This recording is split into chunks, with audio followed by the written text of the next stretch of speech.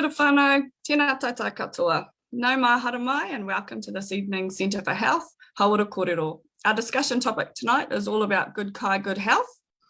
My name is Natalie Hilterman and I'm lucky enough to support Anna and the team with promoting the centre and their services. I can only talk for myself and I love kai.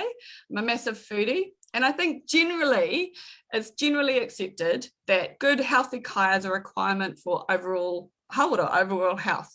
But tonight we'll explore what good kai is and maybe some aspects that you haven't even considered before. So settle in whānau, grab a cup of green tea, some kombucha, and listen in to what our amazing panel have to say tonight. I'll pass over to our director, Anna Rolliston, who'll open our kōrero with a whakatauki. Kia ora, Anna.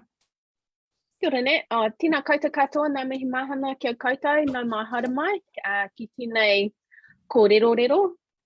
Thanks for coming along to hear us chat about kai tonight. I'm going to start our kōrero off with a whakatauki which is relevant on a number of levels at the moment. And that whakatauki is he aroha whakāto, he aroha puta mai. And what that means is if kindness is sown, then kindness shall be received. And I think that's really relevant globally at the moment. It's also relevant from the perspective of what you give out, you get back. Mm. And we were just talking about jars of smiles before we went live before. And we all could do with a jar of smiles sitting next to us at the moment. But from a kai perspective, it's also about what we put into our bodies, supports what happens in our bodies and to our bodies. So if that's good stuff, then we'll get good stuff out. So thanks very much for coming and spending your evening with us today, and feel free to throw out any partai, any questions that you've got, and we'll do our best to help you out. Kia ora, Nat. Oh, beautiful, Anna. Thank you for that. What I'll do now is I'll introduce our panel, and so if we could just go around our virtual tipu and everyone could just introduce themselves and what they'll be talking about in their topic of interest tonight, that will be amazing. If we could start with you, Greg, please. Right, Greg Jacobson, based out of the University of Waikato, and interested in the microbiome, which I'll explain some details on later, but that's my area of interest to talk about, and their relevance to how to nutrition, I guess, and to the aims of the plant-based diet approach. And is that kind of gut health, Greg? It's gut health, and how that can be modified through diet, and what is microbiome. Those are the types of things which I can get onto maybe later is after introductions and so forth. Perfect. Kia ora, Greg. Fleur, how about you? Kia ora, my name is Fleur Sweeney and I am a client at the Centre for Health. They really enjoy trying out various programs on me, and I'm always there with my hand up or my mouth open or whatever needs to happen. But in particular, in regard to the kai and the change to a plant-based diet, for me, this has become not just an experiment, but a passion. So I'm going to talk about that. Kia ora, Fleur. Anna, did you want to introduce yourself, please? Kia ora anō whānau, ko Anna Rolliston tōku ingoa no Tauranga Moana hau. I'm Anna, based here in Tauranga. I'm Managing Director at the Centre for Health, and like I said, great to have you here. Kia ora, Anna. Irina? Kia ora, ngā mihi nui kia koutou katoa, ko Horauta te waka, ko Whetu Matarau te maunga, ko Orutua te awa ko Ngāti Porou te iwi. So I hail from down the east coast, but I grew up here in Tauranga Moana. I'm a mama of two darling boys. I'm an eternal student. I'm always, in the learning space, and I work here with Anna and the team at the Centre for Health and the research team. And so my background is in nutrition, and I moved into heart health a couple of years ago. And so my kind of kōrero today is around looking at kai sovereignty and how that is supports us in our hauora and well-being. Kia ora. Looking forward to the kōrero. Kia ora, Irina. Maddie, do you want to introduce yourself, please, honey? Yeah, kia ora, ko Maddie Beverly tōku ingoa. My name is Maddie. I actually live in Matamata, but travel over to Tauranga to be a part of the Centre whānau, and I am one of the health coaches and nutritionists there. I guess some of the korero tonight that I'll be talking about is just food and the conversations we have with people, and some of the awesome work that we are doing at the centre. Yeah, I'm really excited actually to have this conversation tonight. So thanks for having me. Amazing, Maddie. Thank you, gorgeous.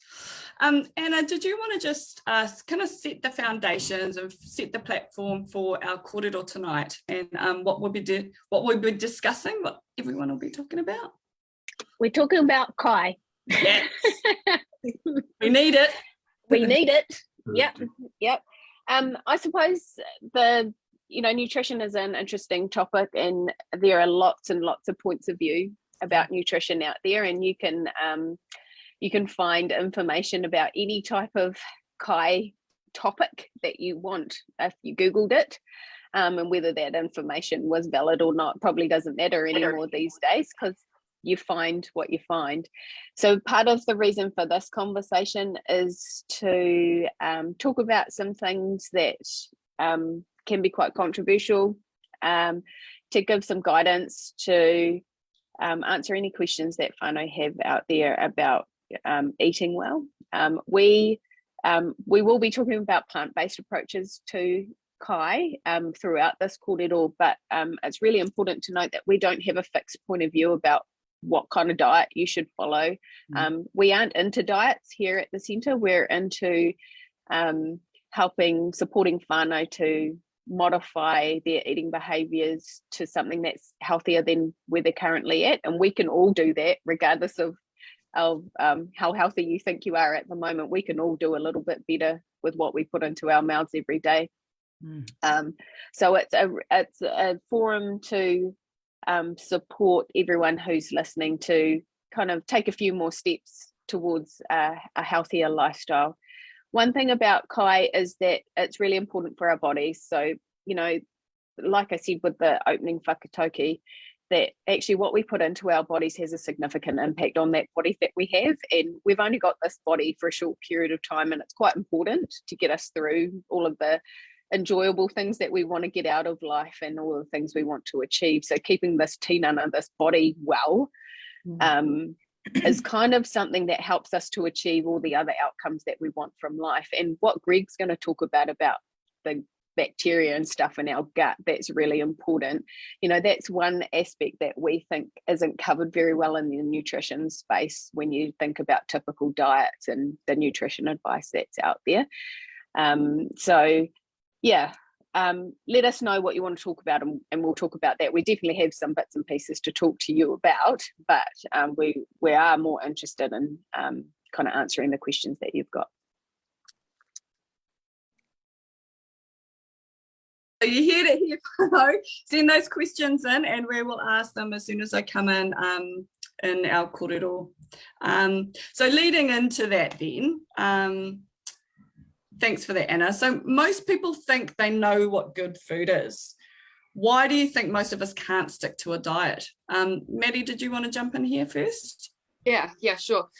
This is a really interesting question, and I've actually had this korero with quite a few people over the last week, just because I wanted to see what people say, and I can tell you right now that no answer has been the same. There's definitely a common theme, but because it's so different for everyone, and diets just, they're not a one-size-fits-all approach. They're not necessarily, I guess, catered to us and our individual health needs. And as Anna said earlier, there's so much information out there that it is really confusing. And, I think with diets, the view on them can be really different. They could, they're quick fixes for some people. Whether we want to lose weight, gain weight, it's different. And I think we can actually put a lot of pressure on ourselves when we put ourselves in a diet, I guess, to really smash it, do it well. And that comes, like I said, a lot of pressure, and we might fall off that diet bandwagon. Bandwagon, I guess. So, it's just interesting, like so different for everybody. Some diets might lack in in food groups. We might, lack in the confidence to do it. There's lots of different factors, and I think it's just really important to shift the lens on diets, and say, or look at your lifestyle and change those factors so that we don't fall off the bandwagon, or make it more sustainable, because sometimes diets just aren't sustainable long term. Yeah, like I said, quick fixes, short term, and the experience is so different for everyone. But yeah, it's a really hard question to answer, but there's, like I said, it's a common theme of it can be strict, not sustainable. That long-term health stuff is really important to think about. So how can we do that? Not being on a diet, I could go on forever, but yeah. I could say something there, in that I've struggled with weight for most of my adult life, unfortunately. And I've tried the 1 lettuce leaf a week diet, which is incredibly effective, but you can't stay on it forever.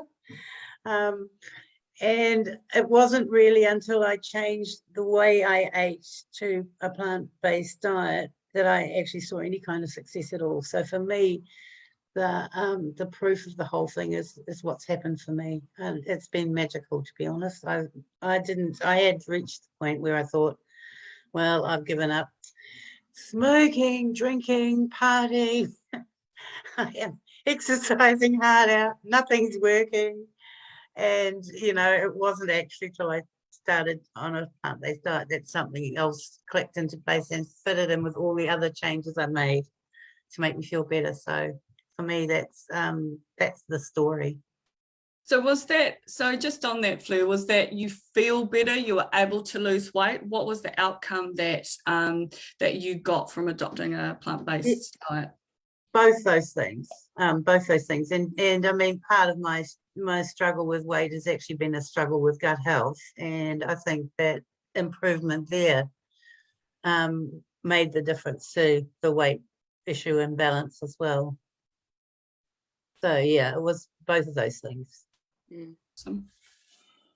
Does anyone have any other whakaaro on that particular partai? I was just thinking too, it's actually challenging, because I think one of the most challenging things is that you can't stop eating. It's not like like you just said, Fleur, you gave up smoking, you gave up drinking, but you can't stop eating. You have to eat on a daily, right? So you have to make a decision based around that kai and what you're going to eat and put in your mouth, and what you're going to feed your whānau, and what's available for you, and that kind of thing too. So it does make it really challenging, and I think that that's part of the challenge around being able to stick to a diet as well. Yeah. And that's a really interesting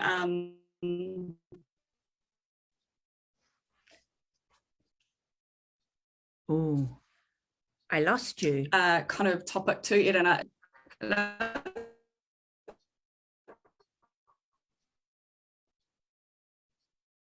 Oh no. Yeah, You're back. You're back. Sorry. So did you get that partai? No, sorry, No. I didn't. Sorry about that. So in terms of that whole whānau aspect of their influence over whether a diet or a lifestyle change, their impact on the success of it, that's quite important, right? And that's a philosophy of the Centre for Health. Does somebody want to have a kōrero around kind of the whānau aspect on kai? Because it would be kind of hard if you're on this kind of lifestyle journey independently of the rest of your whānau, right? Oh, totally. Yeah, totally. I mean, one of the things about, when I said we don't push one certain way of eating, is because actually it's got to fit with how you currently live your life, and who's in your life, and who's in the cooking circle, and who's at the kai table. And that's not so much about saying, the kids don't eat veggies, so we don't cook them veggies kind of thing. It is about changing the way that we think about delivering kind of whānau. But it's about the fact that you can make small changes even within a whānau unit. So say, and it's really difficult to choose a different way of eating when no one else in your whare or in your home environment wants to or is on that journey as well. because it's you know, if you're not the cook, for example, then you don't have a choice. If you are the cook, then you might end up cooking what you would like in your healthy lifestyle change, and then having to cook something else separately, and that becomes really stressful. Like Maddie said, you know, it's kind of like putting more stress on yourself by having to do that when you're already a little bit stressed because you're trying to change, you know, and habit changing can be quite stressful. But it is really important to think about it from a whānau perspective, because we know that you're more likely to be successful if you've got a group around you who are doing the same thing. We talk about blue zone communities, which are those communities in the world that live the longest and are the happiest. And they talk about the right tribe, their right tribe. And those are the people around them that they associate with all the time who have the same lifestyles as them. And so it doesn't need to be your family at home who are on board. Maybe it's your mate. So you and your mate who doesn't live in your house, you're doing it together, so you might text each other. It's little so yeah, whānau doesn't mean the people that in your whare, although that would be ideal, of course. Like, get yourself a little group together of people that are keen to go on this journey together, even if you're doing slightly different diets, to be fair, or slightly different nutrition lifestyle changes. We might try and not use the word diet. It's just so common, eh? It really is. Such a common word. Oh, you're on mute. Sorry. Everybody knows what a diet is, though, but you're right. And man, we are getting inundated with patai here. So one from the floor, how do we decide what diet to follow then? Keto, and how and where to get the right advice from? That's a really good question. Anna? Maddie? No, you go, Maddie. Sorry. I would just suggest having that conversation with someone like someone at the centre, or a nutritionist or dietitian, or just having that conversation with someone who does perhaps know the research or the background or the guidelines. It's quite insightful, and it's maybe the right conversation to have. That would be my suggestion. It's a really good thing, though, because there's so much information on the internet. Anyone can go to the internet, but it's about informed. Yeah. And the influencers, like on social media, there's influencers galore who are promoting lots of stuff. So it's convincing and it's confusing. So just having the right conversation, maybe with the right people, could be helpful. Yeah. Haramai to the Centre for Health whānau. Come on down to the centre and have a kōrero with our team. I think it's important to know what your goals are. So when you're choosing a different way of eating, you actually don't need to do a heck of a lot of research or find the latest fad, because intuitively we all know what good kai is. So the basic stuff that you don't need to look up on the internet or read about is we should eat more vegetables. So I think we overcomplicate the nutrition conversation by looking up what the latest research is or the latest fad is. We all know what good food is. Eat less sugar, don't drink so much alcohol, have more grains and legumes in your diet, have more veggies in your diet, reduce your saturated fat intake, which is like your red meats, and your hydrogenated fats, which are the things like in pastry foods and all of those yummy things, but do all of that in moderation. So how do you put those real basic fundamental things about nutrition that we all know into practice without thinking about a fad or a way or a diet? And that's probably the most advice.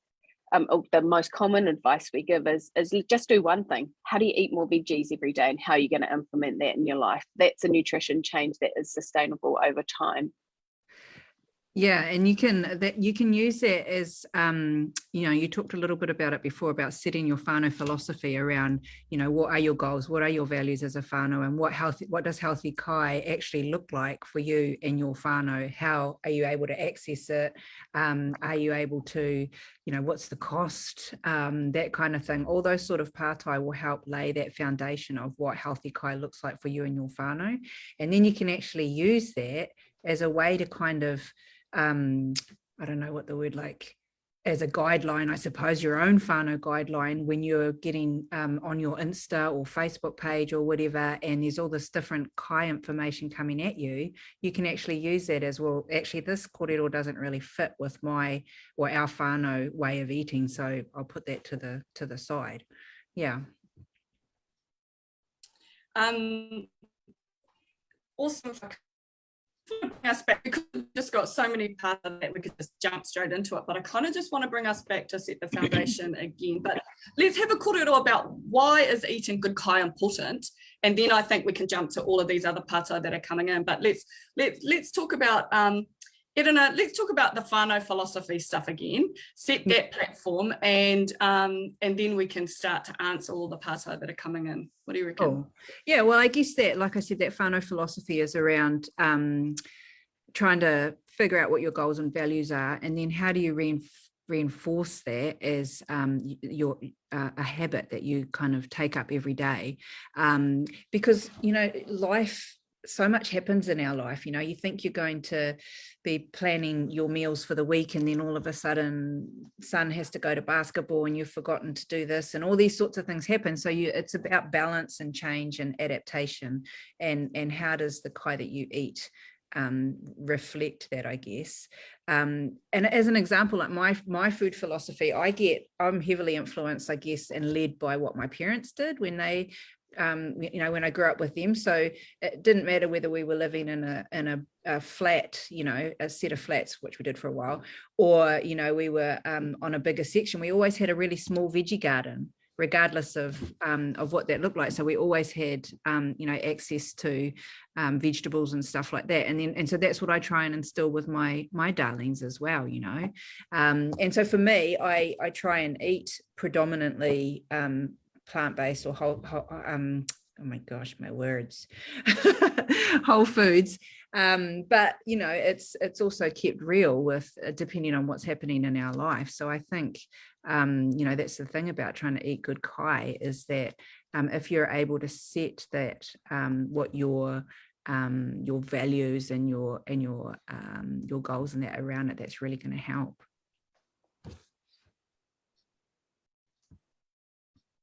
You're on mute. And in terms of, so Greg, just to bring you into our kōrero, what is gut bacteria and why should we know about them? Okay, so basically over all of your skin and in all your nasal cavity, your mouth and so forth, you have bacteria, and those populations of bacteria are also found in the gut, so your intestines, and sort of below your stomach, further south from your stomach, basically. It's too acidic further up. And those bacteria have important roles in digestion of food, sort of getting nutrients from food you take in. They make some vitamins, and they protect from so-called bad bugs or pathogens. The population of bacteria, maybe 200 different types of bacteria, can be split into 5 main groups, but those bacteria collectively are called a microbiome. So you have a gut microbiome, and that's really crucial to how you can handle and digest certain foods. So really crucial to nutrition and obtaining value from the food items you eat. Yeah, and those are the main things. And yeah, so and it can be there's such a thing as a healthy gut microbiome, which is where the ratio of certain of those 5 major groups of bacteria is in balance, if you like. And when it's out of balance, things like metabolic disorder or metabolic syndrome rather, or obesity, you see an imbalance of those bacteria and a predominance of so-called what are known as bad bacteria, but they're probably always there, not being bad, but just being in the right ratio and controlled by the so-called healthy bacteria. Yeah, so yeah, to not complicate it too much, basically the microbiome is crucial to obtaining good nutrition from food. That's its main role, and there's a number of other roles, and it is quite a substantial thing in itself. And the microbiome collectively is sometimes called a virtual organ or a forgotten organ, like a liver is an organ, lungs are an organ. this collective of bacteria, many trillions of bacteria in your gut with really important roles in nutrition, is called a forgotten organ, which is quite poetic, but it's a nice way to think about it. It's really crucial to mental health, nutrition, the immune system, all of those things. So what are some things that we could do to support good gut health then? What are there must be kai or food that increases good bacteria, and so is it as simple as if I eat these good types of kai or that support good gut health, it kind of balances it out better? Yeah, so that's a good point. So you can either you take probiotic pills you'll get from the pharmacy, and you'll see those probiotics, which is actually bacteria in a dried form, maybe 20, 30, 50 different types of bacteria in a pill. And you swallow that, and the idea is they populate your gut. So that's one way you can select for bacteria they think are good. So these so-called bugs are bacteria, which is one of the main divisions of life. But you can populate your gut or change your gut somewhat by eating those, or you can take, in answer to your question, you can take something called a prebiotic. So not a probiotic, that's a bacteria itself in dried form, but a prebiotic is something like a plant fiber, or fructooligosaccharides is one. It's a type of sugar. It's a big word. I wasn't swearing. It's a big word. It's big. Yeah, it's a big word. So, or FOS, FOS. You can buy FOS in a powder. It's a plant. It's a type of fiber, like starch or so forth, which certain bacteria can break down, but you can't break down. So it's an indigestible form of fiber, but not indigestible to the bacteria. So they can break it down in the microbiome and produce health-giving nutrients or chemicals from that fiber. So you're basically feeding that type of bacteria or that part of the microbiome, and that's expanding, and the ratio of those bacteria is expanding, and you get health benefits as a result. Some of those chemicals the bacteria produce are really good at feeding the gut cells. There's certain chemicals, one's called butyrate, but they're good for improving the health of the gut. And you can enrich those by eating these foods like the prebiotic foods like FOS, which stands for that long word I said before. So yeah, and also you don't just, and the Centre for Health, of course, would give you better ideas. Rather than going to the pharmacy grabbing a bottle of powder, you can obtain the same types of fiber from dietary modifications, which we or the kai choices, which you've talked about, and Anna's talked a lot about as well. So through those legumes and food that give you fiber without having to resort to a pharmaceutical product effectively. I've got a list of the foods here, but we'll get onto those later. Things like rolled oats, cashews, beans, and other legumes, pulses, bananas. Green banana they really recommend as something which promotes healthy gut flora, because as a banana ripens, it gets sweeter, and those fibers are broken down within the banana, and it's getting sweeter and sweeter. You don't want the sugars, you want the fibers in the green banana. But don't make yourself sick eating green bananas. It might be a bit unhealthy, I'm not sure. I'm not the expert on the nutrition angle, but just some of the microbiome. That's all. Awesome, thank you, Greg. That's beautiful. Hey, we've just had a comment. Sorry, jumping back, Irina, to your last whakaaro, your last korero. We've had a comment that she's trying to sell the idea of consuming vegetables to her father-in-law to teach him more about fibre, how fibre will prevent constipation, minimising stress on the body. Although he is learning slowly, he has old eating habits that are hard to be broken. Now, is that just the standard korero that everyone comes into the centre with? Is that so she should feel alone in trying to hustle her father-in-law? This is a common theme.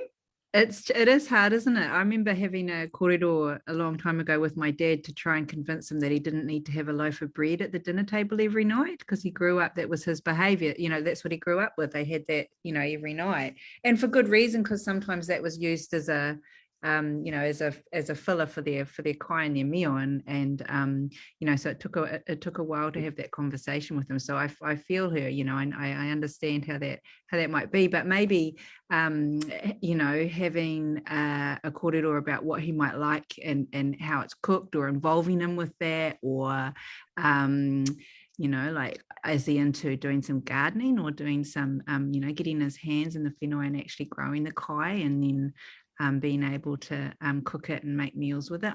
Yeah, some ideas.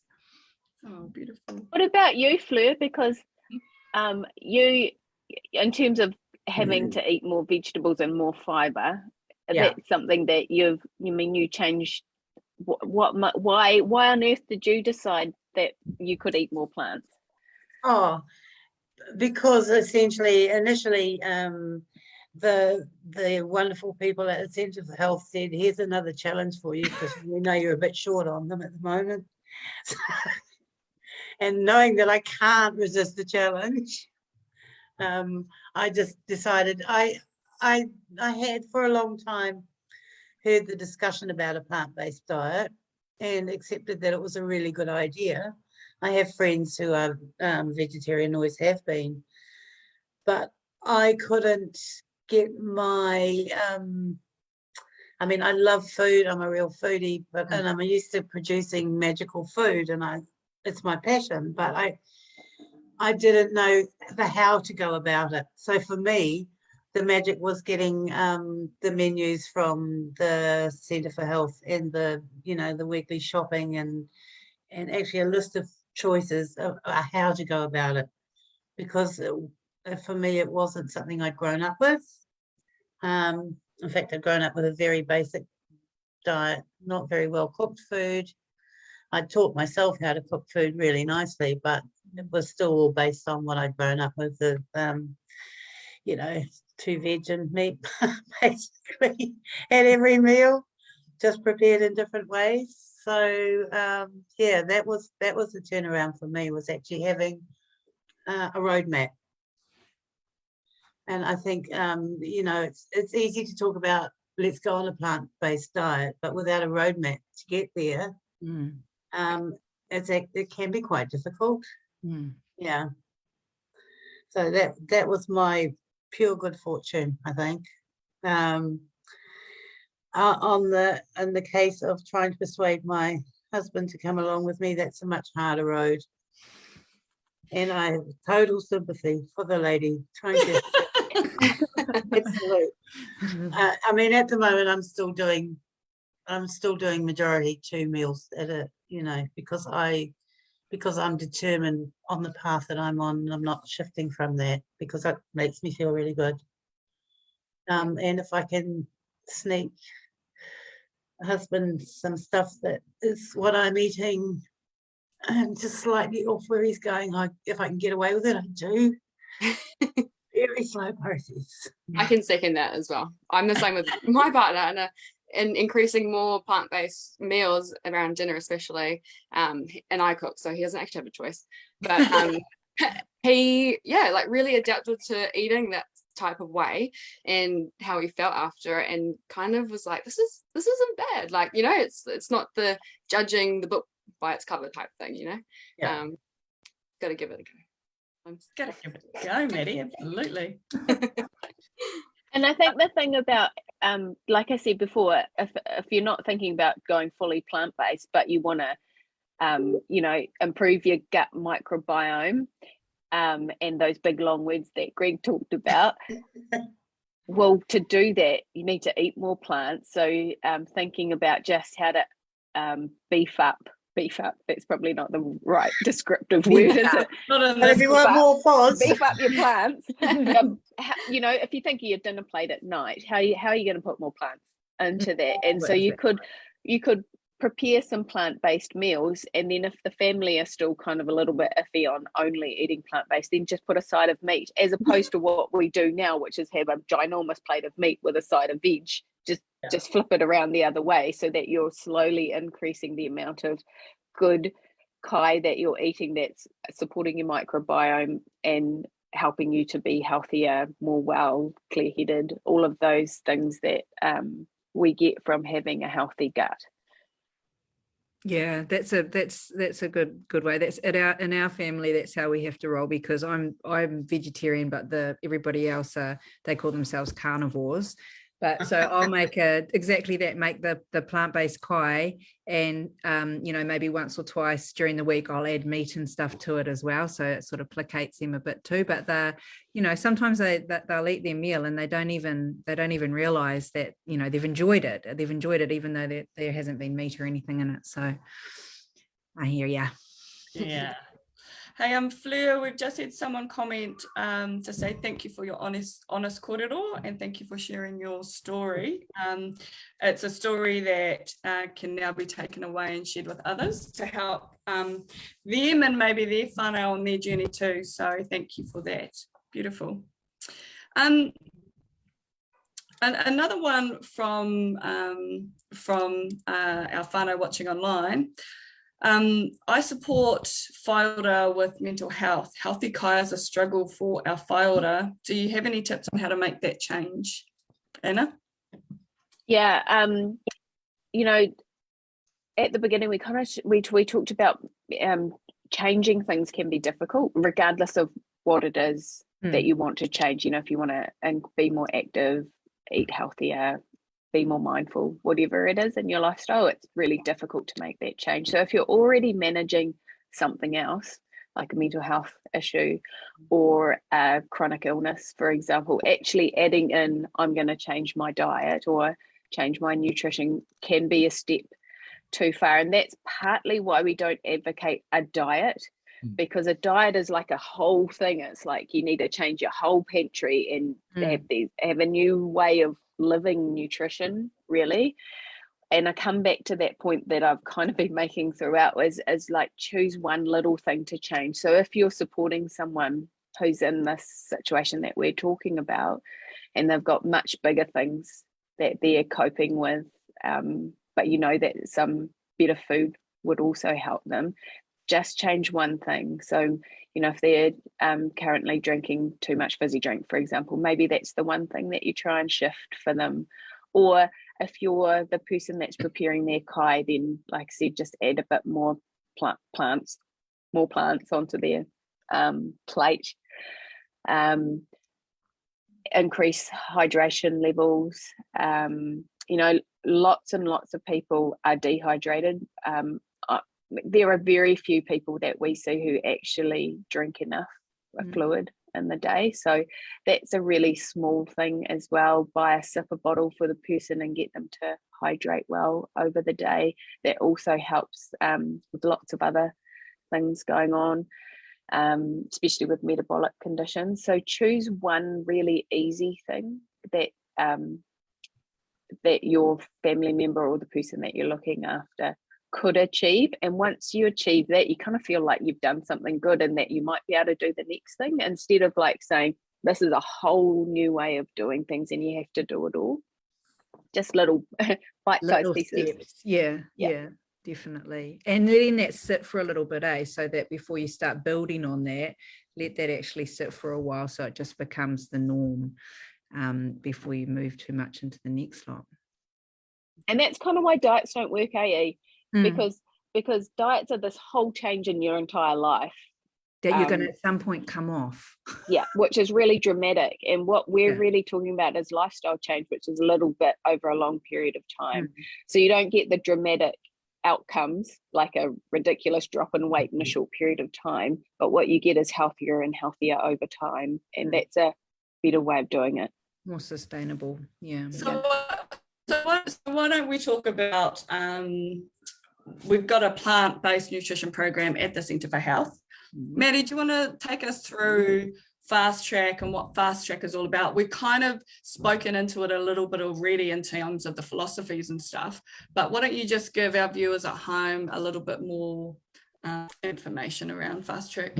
Yeah, cool. I'm really excited to talk about this because I personally love it, and I think it's just life-changing. I'm a bit biased though, but what it is, it's a lifestyle program that is based around kai, that supports you through wellness at any age and stage. really. So it's based around our environment here in New Zealand as well. I'll talk a little bit, I'll explain the gist of it. It's basically an 80 to 90% plant-based program. So we add in kaimoana fish, you can have eggs. We offer recipes that are seasonal, so we like to keep it within season so it's affordable, accessible and delicious. We provide shopping lists, basically the tools and the fundamentals to get you on your way that will support you through the program and potentially, carry on maybe these lifestyle changes.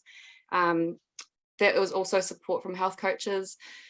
It's great. There's lots of support, and it's something that we think is definitely easy to take on, and it's not hugely dramatic like we talked about the diets. It's awesome. What else can I say about it? There's a lot, but we're working on it, and we've got a website in the works. We've got a Facebook page. It is Fast Track Kaianuku. So we've called it Kaianuku because it talks about the whenua and the food that comes from the whenua that we are living in. So I'd like anything? I'd like to say it is because I've started out on that fast track approach, and I think once you've had, like, we were given like a 6 or an 8 week, I think, program to follow, and Anna talked about a major change in your pantry. Oh, maybe, but I had a lot of things, I just wasn't using them that way, so it maybe isn't such a major change in your pantry. The biggest change for me was getting a whole lot more vegetables into my fridge and then attacking them with a recipe in hand. But I think if you do something like that for 4 or 5 weeks, then it becomes a way of life. It actually becomes really hard to think about doing anything else, and that's what's happened for me. I just can't imagine now doing what I used to do, because I just am so much happier now. I don't stick rigidly to the fast track diet or program, sorry, not diet. I don't stick to it rigidly. I might mess around with the 6 or 8 weeks and take things from here, there and everywhere, just what I feel like at the time. But I always know that what I've got is basically good nutrition, will make me feel good. It's good food and it's tasty and I can play with it. And so if there's anyone out there who really enjoys playing with their food, spicing it up or herbing it up or revving it up, you can play with it as well. And that's what I love about it. It definitely has the tools, to help you learn as well. So like Fleur said, she doesn't stick to the meal plans or the actual recipes, that she can create her own, which is really cool, because it's learning and lots of education behind it. And when you're in the kitchen doing it and you're tasting things and you want it to be yummy and you want it to taste like that spaghetti bolognese you really love, like it's so doable. And that's what I think fast track encompasses, is the yummy kai that we can create in our own kitchen, and it's not too hard. Okay, so there's a lot of kōrero at the moment about the cost of food, and should we be taking tax off green food, of our fresh fruit and veggies? Is buying fresh and healthy expensive? Fleur? I don't think it's any more expensive than buying as you would normally.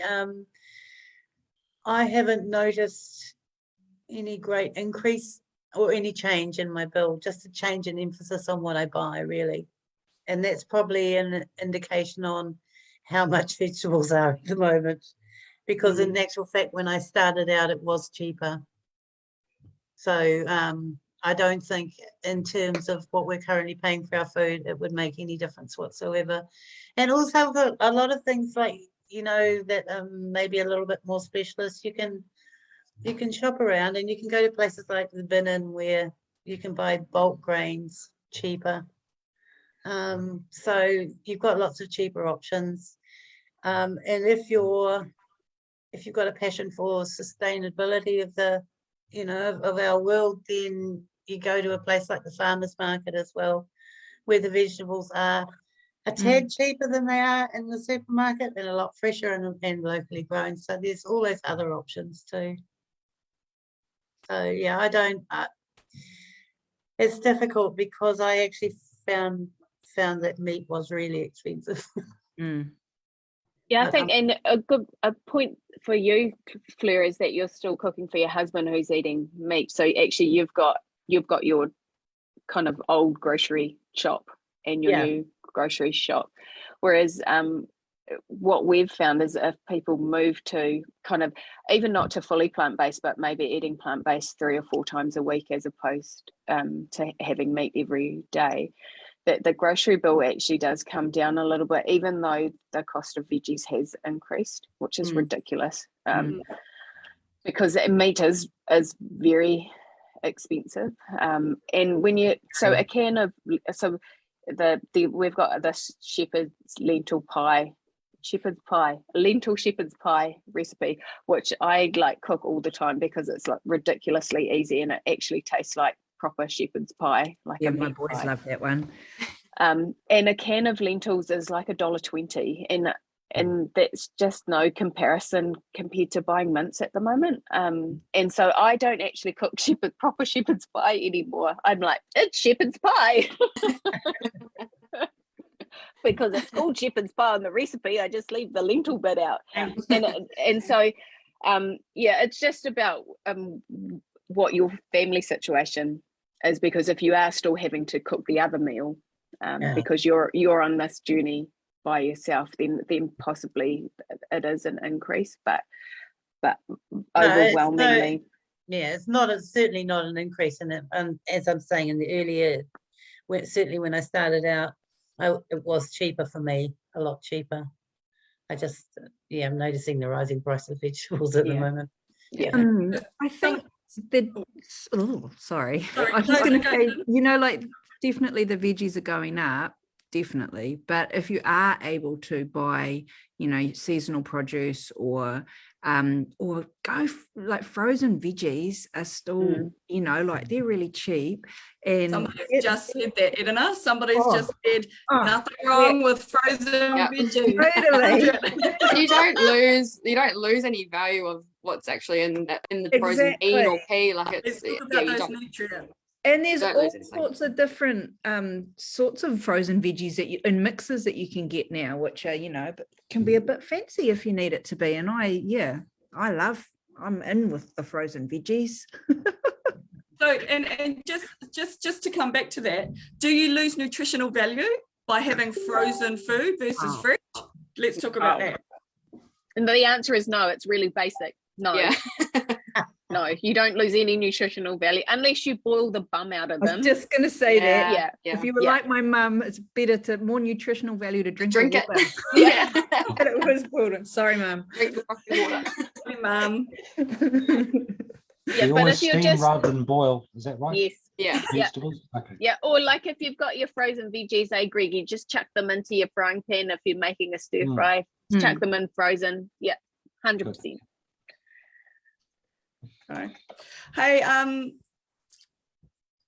Greg, I've got a question for you. What are the best prebiotics and probiotics? I know you've just, is there something's a question has come in specifically. What are the best prebiotics and probiotics for gut health?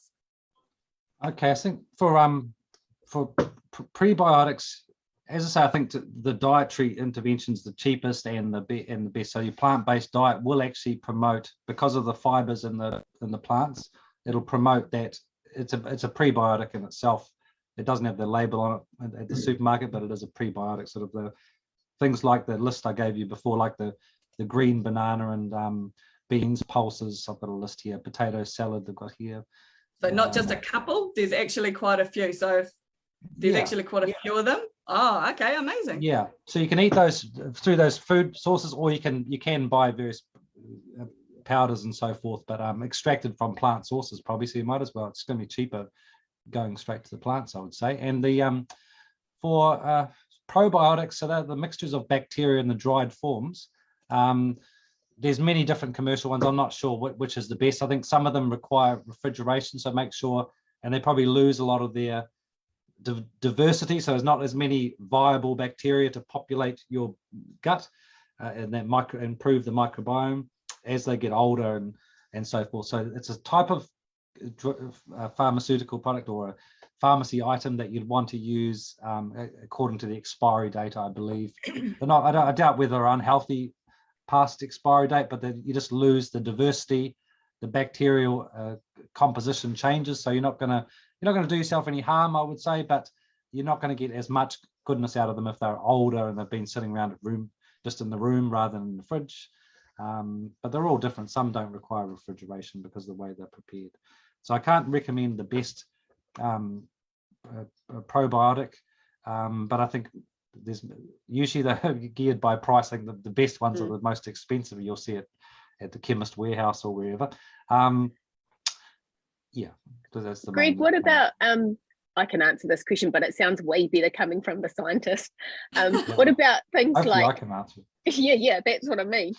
What about things like kimchi, sauerkraut, kombucha, those fermented foods. Yeah, so fermented foods are associated with a better microbiome health, and maybe I don't recall exactly, but maybe diversity, so the types of different species, or promoting certain species which have health benefits. I forget the exact reason fermented foods like kimchi and kombucha and things are beneficial, but they certainly are associated with various studies which we can dig out for people interested, with better gut health and improved gut function and better health outcomes over a long time, long period of time, including heart health over time as well, and sort of less clogging of the arteries, less risk of heart attack. Those types of things are the downstream effects that years and years of adherence to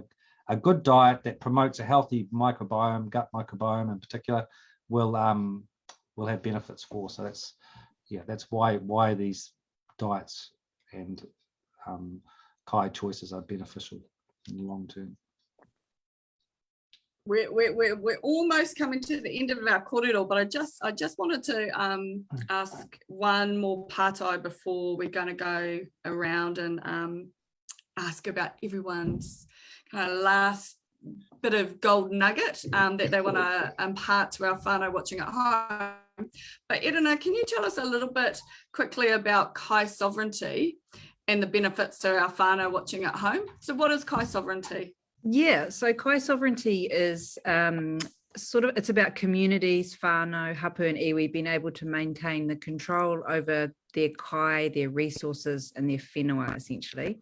So it's not just something that we do here, it's actually a worldwide thing that's happening, and it's really sort of to push back against what the global food system, which is this giant monster, which means that we're never that far away from being able to buy a Coke. Even in the depths of Africa, you're still not that far away from being able to buy a Coke or a Fanta, right? So it's sort of a pushback around that and trying to grow our kai in a sustainable, environmentally thoughtful way. And for us, it's about being able to use our own mātauranga and understanding of how to grow our kai on our own whenua. And it's also about thinking about the continuing of the whakapapa of that particular kai and the way that we grow it as well. So there's a really good example happening up in Taitokiro at the moment, and it's called Pa to Plate. And what they're doing is they are linking up with their local marae and kohanga reo and using their whenua to grow kai. And what they do is they box up and sell their hua whenua back to the local community. So it's created a local economy where the growing, the harvesting, the distribution and the eating is all happening in that same whānau hapu iwi area. So it's pretty cool, and it's funded by the National Science Challenges at the moment. So they're looking to scale it up and make it a bit bigger. But for us at home, it might look like, if you're sharing your excess fijoas at the moment with your neighbors, rather than, or if you've got mandarins or whatever, rather than going to the supermarket and buying the California navel oranges for really expensive. Or, it might be that you jump into your marae and help out at the mara in the veggie garden or your community garden. Or it might be that you and, your mokopuna go to the watercress spot X that you don't tell anybody else about, and you collect watercress and for your boil up. So it's all about trying to keep it local, translating that those things that you have done as your whānau, translating that back through to the next generation as well, and sort of maintaining that rangatiratanga, I suppose. Yeah, kia ora. Beautiful. Does anyone have anything else to say on kai sovereignty? Anna, have you got anything on that? Yeah, it's I suppose if you take off the hat about nutrition being about you as an individual and the food that you put into your individual body, kai sovereignty is also about looking after the whenua. And most of you who are watching probably know that we've got a really holistic way of looking at the world here at the Centre for Health, and part of that is a significant reason why we have a plant-based program is certainly about all the stuff that Greg's here to talk to us about having a really healthy gut, and that helps us to be well in so many different areas of our body. However, if we don't have a planet, we aren't going to be here. And so food sovereignty is also about taking off that thing about it's all about us, and thinking about the whenua and thinking about this earth and this planet. And a plant-based approach is really, really effective at supporting our planet to be well. And therefore, if our planet's well, we are well. And all of that stuff that Edina just talked about, that comes from that process. So if we can just shift our philosophy a little bit, is we should be eating better, not for ourselves as individuals, but actually for this planet, then we'll get a big shift in our own health and well-being, and this planet might last a little bit longer than it's currently projected to. Cool, Anna. Beautiful way to end our kōrero, but I just want Mic drop. stole your thing, Maddie. I know. I actually got it from Anna, so it's fine. Okay, so we've come to the end of our kōrero whānau, but what I want to do is, and Maddie, maybe we'll start with you. If there's one piece of advice that you could impart to our whānau watching online tonight, what would it be? It's been said tonight, but I'm just going to reiterate it, sorry. Keep things simple and just take one step at a time. Amazing. Fleur? Don't be frightened of change. That's for me, really important. Don't be frightened of giving it a go. You might be surprised. I was. Totally. And really, really beneficial to think that not only am I supporting myself, but the future for my mokos as well. That's an important thing for me too. Greg, do you have any final thoughts? I would say, the gut microbiome is really crucial to your health, and promote its diversity within that population, or diversity within that. Lots of different bacteria, have them in a good ratio, and one way of doing that is to use the plant-based approach rather than all your supplements and so forth. Prebiotics can be obtained through plant-based diets, and probiotics aren't really, the jury's still out on how effective they are, and no, we don't really know how to populate the gut with healthy bacteria just by eating pills. So before you run off and spend a fortune on those types of supplements, I'd recommend cheaper and just as effective or more effective ways like plant-based approaches. Amazing. Kia ora, Greg. Edina? I reckon figure out what's important and enjoyable to you and your whānau around kai. acknowledge ways that you and your whānau already do that help you to eat healthy kai more often. So I think often we get caught up in what other people's ideas are of what they consider to be healthy eating, and we forget that things like fishing, collecting watercress, gardening, cooking and sharing recipes with our whānau and sharing kai, that's all, you know, promoting and supporting our whānau to eat healthy kai more often. Yeah, kia ora. Beautiful, Irina. And Anna, do you want to have the final word for tonight, please, e hoa? Yeah, my kind of tip is think about nutrition not in the context of a way of doing things. So don't think about keto or paleo or any of those things that we hear about a lot. Just think about it in the context of what you know healthy food to be. Kia ora. Kia ora, everyone who's watching at home. Thank you to our amazing panel. We've had some awesome feedback, and I know your whakaaro is really appreciated. So ngā mihi nui kia koutou, and pō mari e koutou, ka kite. Ka kite. Pō mari. Thanks everyone.